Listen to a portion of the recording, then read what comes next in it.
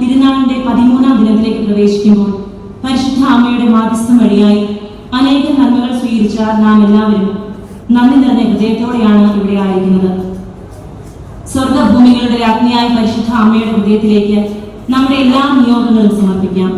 നമ്മുടെ ജീവിതം പരിശുദ്ധിയുടെ പരിമളം വരുത്തി വിശ്വാസത്തിൽ ആഴപ്പെട്ട് നന്മകൾ ചെയ്ത് വിശുദ്ധിയുടെ പ്രാർത്ഥിക്കുന്ന വിൻസെന്റ് വാലയും വിനോദ് ജസ്റ്റിൻ കാച്ചേരി കുടുംബങ്ങളെയും ഒപ്പം പരീക്ഷയ്ക്കായി ഒരുങ്ങിക്കൊണ്ടിരിക്കുന്ന എല്ലാ വിദ്യാർത്ഥികൾക്ക് വേണ്ടിയും ഇടവകയിലെ ഓരോ കുടുംബത്തെയും നമ്മെ ഓരോരുത്തരെയും ദൈവാനുഗ്രഹത്തിനായി സമർപ്പിച്ചുകൊണ്ട് ഭക്തിപൂർവ്വം പരിപാവനമായ ഈ ദിവ്യവേലയിൽ പങ്കുചേരാം.